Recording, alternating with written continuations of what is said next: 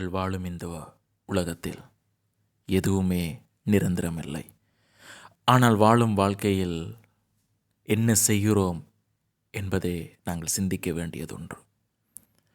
தான் வாழும் வாழ்க்கையில் தன் இளம் வயதிலே கடவுள் பணிக்கென தன்னை அர்ப்பணித்த இறை பணியாளன் பற்றிய வரலாற்றின் சுருக்கம் இது. 1973 நவம்பர் மாதம் 24 இணுவில் வீதி மானிப்பாயைச் சேர்ந்த திரு குருநாதன் யெகநாதன் அவர்களுக்கும் திருமதி சர்க்குணேஸ்வரி யெகநாதன் அவர்களுக்கும் இரண்டாவது பிள்ளையாகவும் மூத்த ஆண் பிள்ளையாகவும் பிறந்தவர் தான் யெகநாதன் அண்டனி சுதாகர் அவர்கள். எங்களுக்கு முதலாவது பொம்பளை பிள்ளை. அப்போ எங்களோட ஃபேமிலியை பொறுத்தவரையில் முதல் பிள்ளை ஆம்பளை பிள்ளையாக பிறக்கிறது கொஞ்சம் விருப்பம். அதால் மூத்த பிள்ளை பொம்பளை பிள்ளையாக போயிட்டுது என்றதால் நாங்கள் இவரை ஒரு நேர்த்தி ஒன்று வச்சுனாங்க. நேர்த்தி வச்சு தான் இவரை எங்களுக்கு பிள்ளை இவர் கிடைக்கல ஆண் பிள்ளை ஆண்டனியன்ட்டு நாங்கள் பேர் வச்சது. அவர் பிறக்க முதலே இவருக்கு நான் ஆண்டனியன்ட்டு பேர் வைக்கிறதுக்கு டிசைட் பண்ணியிருந்தேன். அதான் அந்த நேர்த்தி ஆண்டனியன்ட்டு இவருக்கு பேர் வைப்பேன்ன்ற நேர்த்தியில் தான் அவர் பிறந்தவர். அவருக்கு ஆண்டனியன்ட்டு நாங்கள் பேர் வச்சது. அவர் மூத்த மகன்ன்ற ரீதியில் அவர் எப்பவும் அவருக்கு பிறகு 4 பாய்ஸும் 2 கேர்ள்ஸும். ஆனால் எல்லாருக்குமே இவர் தான் ஒரு மூத்த ஆள் மாதிரி கைடன்ஸ்.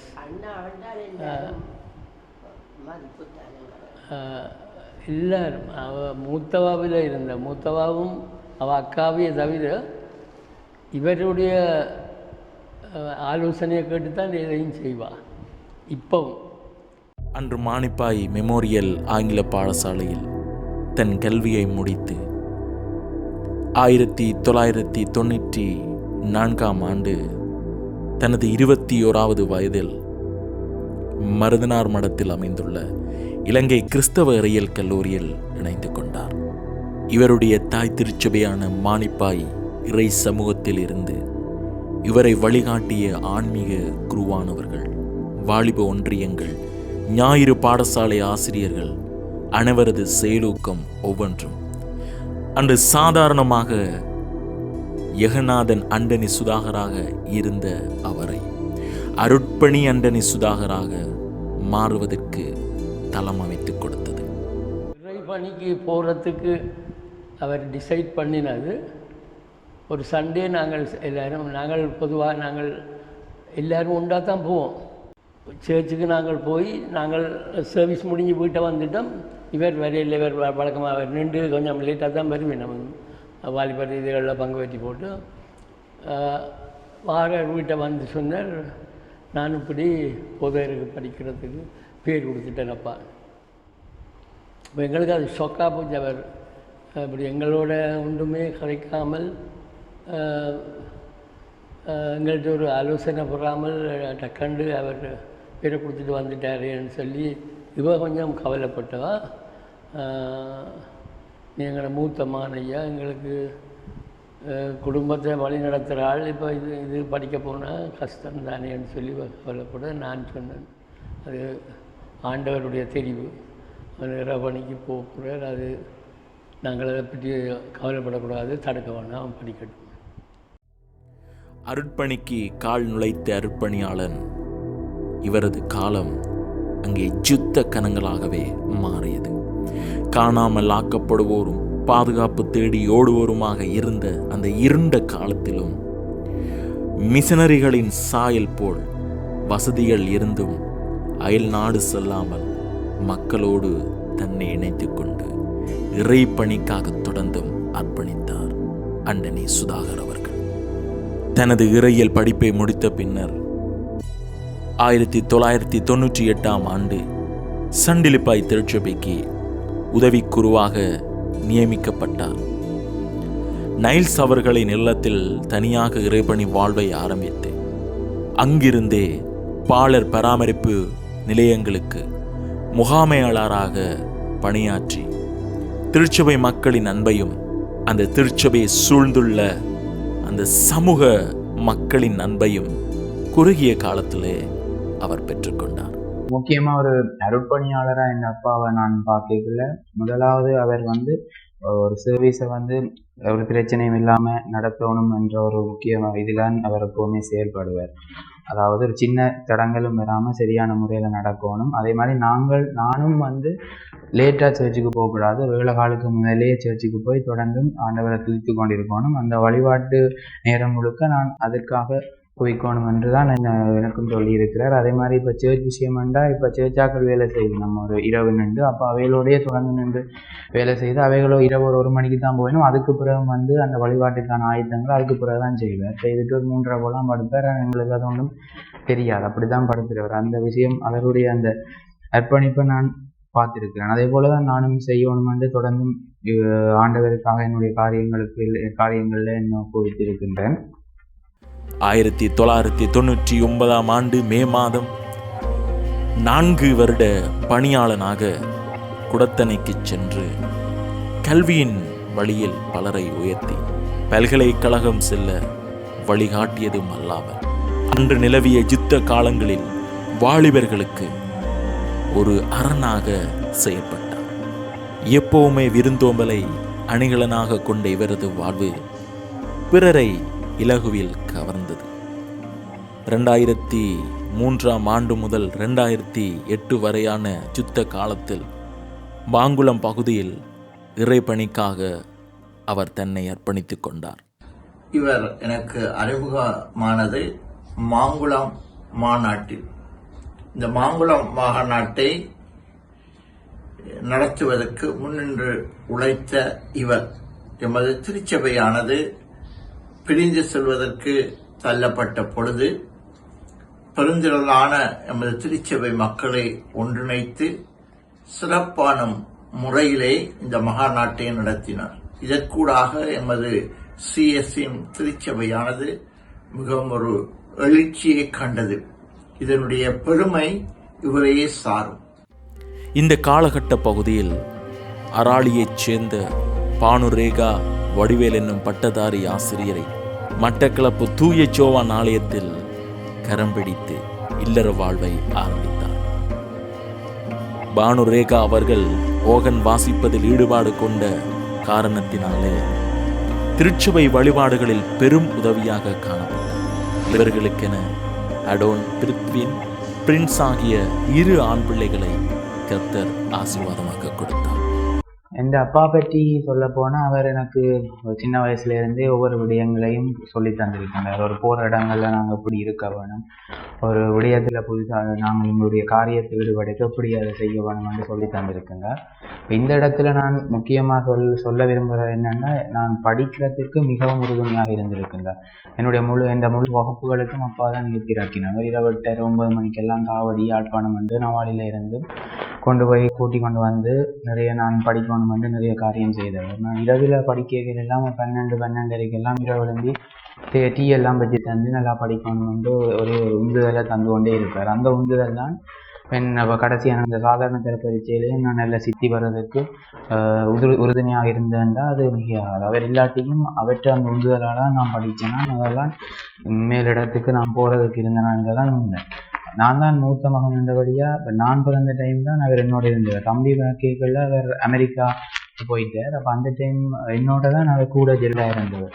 ஒரு அப்பான்றதை விட கூட ஃப்ரெண்ட்ஷிப்பாக பழகுவார். எக்ஸாம் எல்லாம் ஸ்கூல் பஸ்ஸில் அனுப்ப மாட்டார் ஸ்கூலுக்கு, அவரே தான் கொண்டே விட்டு போகிற வழியிலையும் தமிழ் எக்ஸாம்ண்டா கட்டுரை எழுதுறது இப்படி எழுதினான் எல்லாம் அப்படி எழுதினான் எல்லாம் எல்லாம் சொல்லி தந்தோன்னு தான் போவார். கிறிஸ்டியானிட்டி எக்ஸாம் என்றாலும் அப்படி தான் புதுசாக ஏதாவது யோசனை சொல்லி தருவார். அப்படி அவர் சொல்லி தந்து நான் ஒருக்கா அப்படி தான் டிபேட் ஒன்று போய்க்குள்ள அவர் சொல்லி தந்த விஷயத்த நான் அந்த டைம் பேசினேன். அவர் அந்த டிபேட் பார்த்தவர் எனக்கு இன்னும் ஞாபகம் பள்ளிக்கூடத்தில் நடந்தது 2024 இப்போ அப்படி நிறைய நினைவுகள் பகிர்ந்து கொள்ள இருக்குது. இப்போ பேசிக்காக உண்மையாக சொல்ல போனால் இப்போ இந்த படிப்பில் மிக உறுதுணையாக இருந்து இன்றைக்கு மாற்ற உந்துதல்களும் வார்த்தைகளையும் தான் இன்னும் தொடர்ந்து நான் நல்லா படிக்கிற நிலைமையில் இருக்கிறேன். இப்போவும் நல்லா படித்து கொண்டு இருக்கிறது காரணம் அவருடைய வார்த்தைகளோ என்னுடைய காதில் எப்பவுமே இருந்து கொண்டிருக்குது. அதே மாதிரி இப்போ சர்ச் காரியங்கள்லையும் என்ன நல்லா ஈடுபடுத்தி இருக்கிறார். இப்போ இன்றைக்கு நான் மைக் பிடிச்சி சர்ச்சில் பாடக்கூடிய ஒரு அபிலிட்டி எனக்கு வந்தது அவர் ஆடுவாங்க. போத் நைட் சர்வீஸ் இருந்தால் எல்லாரும் இருந்து பாடுவீங்கன்னா என்ன சர்ச்சில் முன்னு போய் எழுமினு தான் பாட சொல்லுவார். நானும் அப்பா சொல்கிற 2 பாடினா அதான் எனக்கு அந்த இப்போ மைக்கு யாரும் தந்தால் கூட நான் பயம் இல்லாமல் பாடக்கூடிய ஒரு அபிலிட்டி அவரால் வந்துருக்கு. அதே மாதிரி இப்போ சர்ச் சர்வீஸாண்டா எதுவுமே பிழைக்கக்கூடாது. என்ன இப்போ ப்ரொஜெக்டர் இப்போ நான் எங்களோட சேர்ச்சியில் நான் தான் ப்ரொஜெக்டர் போடுறேன்னா அதெல்லாம் நான் தான் செய்யணும். எனக்கு அப்பா தான் பழக்கினாங்க. அப்பா செய்ய நான் பக்கத்துலேருந்து பார்த்து கொண்டு இருப்பேன். அதே மாதிரி அப்பாவிலேருந்து அப்பாவோட சேர்ந்து இந்த விஷயங்களை செஞ்சு பழகினதால இப்போ ஒரு இப்போ இப்படியெல்லாம் செய்கிறதுக்கான ஒரு திறமை எனக்கு கிடைச்சிருக்கேன்டா அது எந்த இதிலும் வகையாகாது. சர்ச் அந்த விஷயங்கள் சர்வீஸ் என்றால் அது ஒழுங்காக இருக்கணும்னு தான் அப்பாவுக்கு எப்போவுமே விருப்பம். நான் அடிக்கடி இப்போ சில நேரங்களில் நானே உதாசீனப்படுத்தியிருக்க நிறைய தடவைகளில் கண்டிக்கப்பட்டிருக்கிறேன். அவர் நல்லா என்னை கண்டிச்சிருக்கிறார், அடிச்சிருக்கிறார். கவலைப்பட்டாலும் அவர் செய்கிறது நன்மைக்குத்தான் எனக்கு தெரியும். அதாவது நான் அதை பெருசாக எடுக்கிறேன். சர்ச் விஷயங்களை சரியாக செய்யணும். அதைத்தான் நான் இன்றைக்கு ஃபாலோ பண்ணி கொண்டிருக்கிறேன். இப்போ சர்வீஸ் தொடங்கினா அது முடியும் வரைக்கும் இந்த சவுண்ட் சிஸ்டத்துலேருந்து எதுவுமே பிழைக்கக்கூடாது. அதுக்கேற்ற மாதிரி யாரோட இப்படி கதைச்சு அந்த சவுண்ட் சிஸ்டம் அதுலேருந்து வண்டியும் சரியாக செய்கிறது அப்படின்னு வேறு நான் பழக்கினேன். தொடர்ந்து நான் இப்போ செய்து கொண்டிருக்கிறேன். இப்போ இனிமேலும் செய்யணும்னு நான் நம்பிக்கையோடு இருக்கின்றேன். இதோடு இவருடைய பணிகள் முடிவடைந்து விடாமல் 2008 முதல் 2013ஆம் ஆண்டு வரை இறையியல் கல்லூரி மாணவர் நலந்துறை காப்பாளராகவும் விரிவுரையாளராகவும் கடமையாற்றியவர் என்பதை தாண்டி அங்கிருந்த காலப்பகுதியிலே தெல்லிப்பளை, இணுவில், உடுவில் ஆகிய திருச்சபைகளுக்கு குருவாகவும் சிறந்து விளங்கினார் அண்டரி சுதாகர் அவர்கள். அருட்கலாநிதி ஜெயநேசன் அவர்களின் தலைமையில் மாங்குள பகுதியில் முதலாவது இறைமக்கள் மாநாடு ஒன்றை நடாத்தி வரலாற்று பார்வையாக அதை மாற்றினார். இறையியல் கல்லூரி பணியை முடித்து அமெரிக்காவின் மிசூரி மாநிலத்தில் உள்ள ஈடின் இறையியல் கல்லூரிக்கு சென்று அங்கேயும் தனது மேற்படிப்பினை முடித்து தொடர்ந்தும் நான் இறை பணியாற்ற வேண்டும் என்ற பேரவாவின் நிமித்தம் மீண்டும் 2015ஆம் ஆண்டு முதல் 2018ஆம் ஆண்டு வரை கிழக்கு மாகாணத்தில் பெரிய நீலாவணையில் அமைந்துள்ள அந்திரேயா ஆலயத்திலே இறை பணிக்காக தன்னை ஈடுபடுத்தி கொண்டார். அண்டனி போரியா எங்களுடைய திருச்சபைக்கு வருகின்ற பொழுது பலவிதமான பொருளாதார நெருக்கடியினால் எங்களுடைய திருச்சபை இருந்தது. இதனை கண்ணுற்ற எங்களுடைய போதரையா எங்களுடைய கவனிப்பாரற்று கிடந்த சாமுவேல் ஆண்கள் இல்லத்தை புனரமைத்து இன்றும் திருச்சபைக்கு ஒரு நிரந்தரமான வருமானத்தை தேடித் தருகின்ற ஒரு கட்டடமாக அதை மாற்றினார். எங்களுடைய திருச்சபையை மற்றவர்களுக்கு வெளிப்படுத்த வேண்டும், மற்றவர்கள் இந்த திருச்சபையை தேடி வர வேண்டும், வழிபாடுகளிலே கலந்து கொள்ள வேண்டும், கிறிஸ்துவை அறியாதவர்கள் அறிந்து கொள்ள வேண்டும் என்பதற்காக மிகுந்த சிரமத்தின் மத்தியிலே, பல எதிர்ப்புகள் மத்தியிலே தத்துணிவோடு, மிகுந்த துணிவோடு, செபத்தோடு, விசுவாசத்தோடு இன்று எங்களுடைய திருச்சபைக்கு முன்னாக இருக்கின்ற சிலுவையை அவர் அமைத்து தந்தவர். அதே போல எங்களுடைய திருச்சபையிலே வழிபாடுகளிலே நிறைய மாற்றங்களை கொண்டு வந்தவர். அடுத்தது வெள்ளாவளியிலே நடக்கின்ற பலவிதமான ஆஃப்டர் ஸ்கூல் ப்ரோக்ராம், ஏழை பிள்ளைகளுக்கு நிறைவான உதவிகளை அவர் செய்தவர். அவருடைய பிரிவு மிகுந்த கவலையாக இருக்கின்றது. காரணம், 10 வருடங்களாக எங்களை பிரிந்து வேறு திருச்சபையிலே பணியாற்றினாலும் எங்களுடைய அனைத்து விதமான சுக துக்கங்களிலே அங்கே இருந்து வந்து பங்கெடுத்த ஒரே ஒரு குருவானவர் அண்டனி போதரையா தான். எப்போது வேணுமானாலும் எங்களுக்கு தேவையான ஆலோசனைகளை நல்குகின்றவர். அவர் இல்லாதது எங்களுக்கு பெரிய இழப்பாக இருக்கின்றது. ஆகவே இந்த இழப்பினால் வாடுகின்ற போதர் அம்மா பிள்ளைகளுக்கு அவருடைய ஆழ்ந்த இரங்கலை தெரிவித்துக் கொள்ளுகின்றேன். அவருடைய பணியை நாங்கள் இன்றைய நாள் மட்டும் தூக்கி சுமத்து அவர் காட்டிய வழிகாட்டிலே பயணிக்கிறோம் என்பதனை இந்த இடத்திலே நாங்கள் தெரிவித்துக் கொள்ளுகின்றோம். அதன் பின்னர் 2016ஆம் ஆண்டு அமெரிக்கன் சிலோன் மிஷன் திருச்சபையின் செயலராக தெரிவு செய்யப்பட்டு பல சவால்கள் மத்தியில் 7 வருடங்கள் தொடர்ந்தும் பணியாற்றினார். நான் கடந்த 2014ஆம் ஆண்டு யாழ் பிராந்தியத்தை பொறுப்படுத்த போது இவரும் ரெவரன் போல் சுரேஷ், ரெவரன் தியானந்தராஜா ஆகியோரும் நாங்கள் 4 இணைந்து பல காரியங்களை நாங்கள் முன்னின்று செய்தவர்கள். இவர்கள் 3 என்னோடு சேர்ந்து அங்கே உழைத்தவரும் ஆவார். அதுவும் குறிப்பாக அண்டனி சுதாகர் போதர் அவர்கள் சிஎஸ்எம்னுடைய செயலாளராக பொறுப்படுத்த பொழுது இன்னும் அதிகமான ஊக்கத்தையும் உற்சாகத்தையும் கொடுத்து எங்களை வழிநடத்திய ஒருவராக அவர் திகழ்ந்தார். 2018 முதல் 2022 காலப்பகுதி வரை யாழ் நகர்ப்பணி திருச்சபையிலும், பின்னர் 2022 மே தொடக்கம் நவாலி திருச்சபையிலும் தனது இறைப்பணியை அவர் மேற்கொண்டார். இவ்வாறு பணியாற்றிய அண்டனி சுதாகர் அவர்கள் எல்லா உள்ளங்களும் கண்ணீரினால் சூழ எதிர்பாராத விதமாய் 2025 ஆண்டு ஜனவரி மாதம் 28ஆம் தேதி எங்கள் அனைவரது உள்ளங்களிலிருந்தும் விடைபெற்று நித்திய இளைப்பாறுதலுக்குள் சென்றார். அவர் செய்த பணிகளை பற்றி நாங்கள் அறிகிறோம். நாங்கள் அடிக்கடி அவர் ஒரு காலமும் எங்களோட வந்து தன்னுடைய பணியினுடைய இதுகளை பற்றி, கஷ்டங்களை பற்றியோ அல்லது அதை பற்றி ஒரு டீட்டெயிலும் கதைக்க மாட்டார். எப்பவும் சிரித்த முகத்தோடு அம்பர் வீட்டு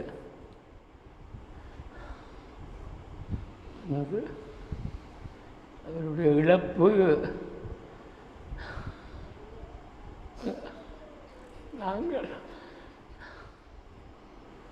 நாங்கள் இறக்கும் பிறகும் அவற்றை இழப்பில் மீள முடியாது. எங்களுடைய சந்தோஷம் அத்தனையும் அவர் கொண்டு போயிட்டார். இவருடைய இந்த மரணம் என்பது எங்கள் எல்லாருக்கும் பெரிய பேர் இழப்பாக அமைந்துள்ளது. இதற்கூடாக இவருடைய மரணத்துக்கூடாக திருச்சபையானது மிகவும் ஒரு இக்கட்டான நிலைக்குள் நாங்கள் தள்ளப்பட்டோம். ஆனாலும் அவருடைய இந்த மரணம் என்பது கடவுளுடைய சமூகத்திலே அவர் இருக்கின்றார் என்ற அந்த நிச்சயத்தோடு எமது திருச்சபைக்கு வேண்டி அவர் தன்னுடைய பரிசுத்தவானுடைய ஐக்கியத்திலே இருந்து வேண்டுதலை எடுப்பார் என்பதை நாங்கள் நம்புகின்றோம், நாங்கள் விசுவாசிக்கின்றோம். இன்றைக்குமே அவற்றை காரியங்களை செய்ய நாங்கள் ஒவ்வொரு காரியத்தை செய்ய நாங்கள் கவலையோடு செய்கிறோம். எங்களுக்கு போதர் மாதிரி தான் ஆறுதல், எல்லா போதர் மாதிரியும் எங்களுக்கு வந்து சண்டிகைக்குள்ளே ஆறுதல் சொல்ல வேணும். வேண்டிய ஆறுதல் தான் எங்களை தேற்றி கொண்டு இருக்குது. குறிப்பாக எங்களுடைய சிஎஸ்சிஎம் தலைவர் இந்த இல்லத்துக்கு வருவது வந்து அவர் எங்களுடைய கவலையை பார்த்து அவர் மிகவும் ஒரு நல்ல ஆறுதல் ஆன வார்த்தைகளை சொல்லி சென்றார். அதுக்கு பிறகு நாங்கள் கொஞ்சம் தேறினாங்கள். திரளான கூட்டம் அன்று அவரது பணியை வெளிப்படுத்தி நின்றது. நவாலியிலிருந்து மானிப்பாய் கல்லறை தோட்டம் வரை வாலிபர்களின் தோளில் சுமக்கப்பட்ட அவரது உடல் அந்த மக்கள் மேல் அவர் வைத்த அந்த அன்பை வெளிப்படுத்தியது. அவர் உறங்கினார், ஆனால் அருட்பணி அண்டனி எனும் விதை அவரது மக்கள் மத்தியில் தளிர்விட்டு கொண்டுதான் இருக்கின்றது.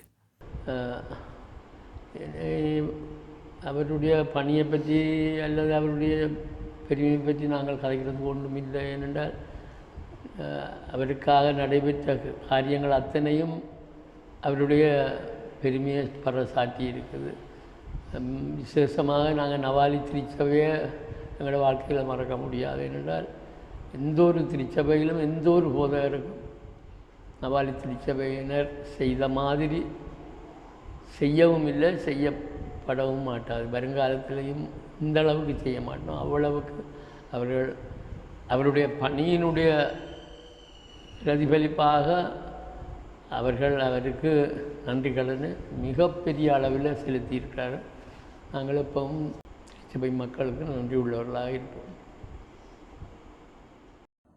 அவருடைய வாழ்வு என்பது எமக்கு மாத்திரமல்ல, அவரை பிரிந்து அவருடைய பிரிவாலே துயரிட்டு இருக்கின்ற அவருடைய பெற்றோரும் அவருடைய அருமையான துணவியாரும் அருமை 2 பிள்ளைகள், அதாவது போதரம்மாவும் அடோன் பிரின்ஸ், அவர்களுக்கு தாமே கடவுள் ஆறுதலையும் சமாதானத்தையும் எப்பொழுதும் நிறைவாக கட்டளையிட்டு அவர்களை வழிநடத்துவாராக. ஆமென். நான் போய் உங்களுக்காக ஒரு இடத்தை ஆயத்தம் பண்ணின பின்பு நான் இருக்கிற இடத்திலே நீங்களும் இருக்கும்படி நான் மறுபடியும் வந்து உங்களை என்னிடத்தில் சேர்த்துக்கொள்வேன். ஆண்டவர் எங்களுக்காக கூறிய அந்த இறைவார்த்தை இன்றும் எங்கள் அனைவர் மத்தியிலும் உலாவிக் கொண்டுதான் இருக்கின்றது.